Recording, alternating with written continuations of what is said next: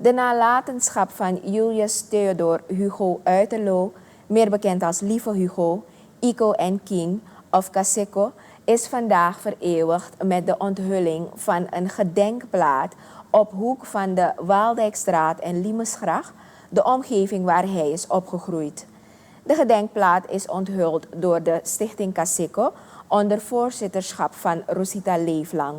Ze zegt dat Lieve Hugo de Surinaamse Elvis is, want zijn shows waren altijd uitverkocht en zijn platen geworden kapot gedraaid op de radio en feesten. Lieve Hugo heeft in zijn tijd meerdere keren opgetreden in Europa, Suriname en andere landen in Zuid-Amerika. Zijn roem is niet te stoppen. De Surinaamse regering vraagt hem muziek te schrijven en nodigt hem uit voor de aanstaande Srevidentie in 1975. De tweede LP, One People, is het resultaat in 1975. Tussen januari en november is Iko nog zeker 3 keer in Suriname. Een paar dagen voor 15 november gaat het fout en Lieve Hugo belandt in het ziekenhuis. Op 15 november blaast hij zijn laatste adem uit. Surinamers overal in diepe rouw.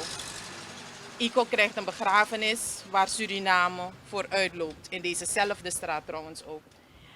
Een begrafenis waardig voor een koning. Leeflang zegt dat naast de straat die naar Lieve Hugo is vernoemd, de Kaseko-legende met de Nationale Dag van Kaseko en deze gedenkplaats de erkenning krijgt die hij verdient. Stichting Kaseko stopt volgens haar niet hier, maar gaat verder met het realiseren van haar doelen.